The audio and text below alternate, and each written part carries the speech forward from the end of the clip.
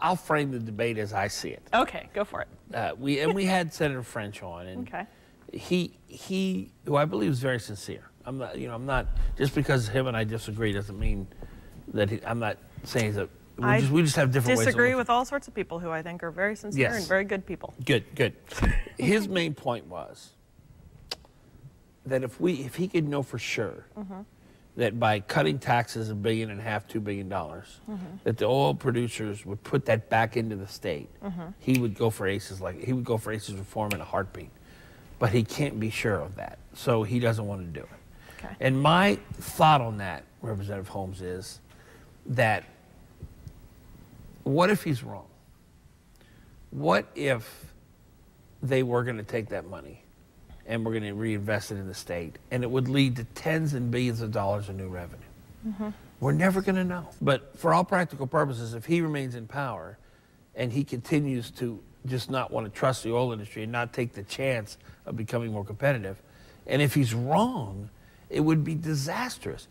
If he's right and we still go against what he wants to do, we lose $1.5 billion next year, maybe $2 billion next year. It seems to me on both sides of this issue, if Mr. French is wrong, the consequences are absolutely devastating. If I'm wrong, yeah, we lose a couple of billion a year. Is that fair? Where I come down on this is that I was there when ACES was passed. We made a lot of changes. Made a whole lot of changes in a 30-day period. And if you'd asked us then, did you guys hit the nail on the head? Did you get the perfect tax structure? I think any one of us would have said, I don't know, let's see. So I'm not going to sit here and tell you ACES is perfect, don't touch ACES. I think there are lots of things that we can go in and look at and adjust. My problem with, and I voted against the governor's House Bill 110 when it was in the House 2 years ago, is House Bill 110 isn't ready for prime time. Not that we don't need to make any changes, but the problem is the governor didn't do what former governors have done, what Murkowski did, what Palin did, what anybody who's done major changes in the tax structure, which is bring in a team of outside experts to tell us where we stand in the world. We hear all sorts of people rattling off stuff, but the governor didn't bring in a team. He brought in a brand new team of people when he won his new term, which is his prerogative, and I totally agree with him doing that. But he brought in a brand new green team and didn't bring in any outside experts on this, and sent his green team in to try to explain a tax structure that they didn't understand and he didn't understand. And when you're talking about billions of dollars, we deserve better. We deserve actual information. I was actually happy to hear that for the first time, I heard an announcement maybe within the last few weeks, that for the first time the governor is actually planning to bring in experts. Do we need experts at this point?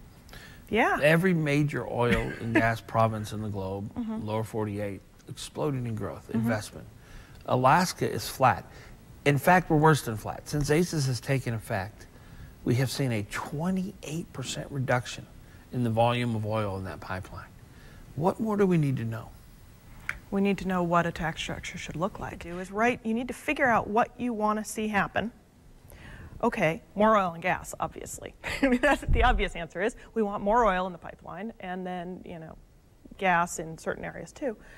But you need to figure out exactly where. I mean, are we trying to incentivize new fields? Are we trying to incentivize new drilling within the existing fields? What are we trying to incentivize, how and where? And what, is it credits? Is it base rate? Is it progressivity? I'm not saying that the system's perfect and we shouldn't change it at all. I'm sure there are probably things that should be changed, but we need help figuring out the exact interplay. But I hear that a lot, that we need to take our time, we need to get everything right.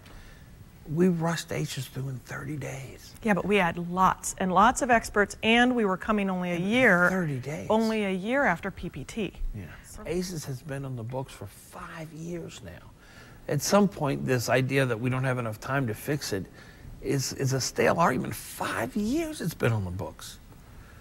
How many more years do we have to keep going saying, well, we don't have enough time, we haven't spent enough time, we need more study? I don't think it's time so much. I think it's getting the right people to advise us. Well, and weren't experts brought in last year? Wasn't Pedro Van Meers brought in and for 2 days?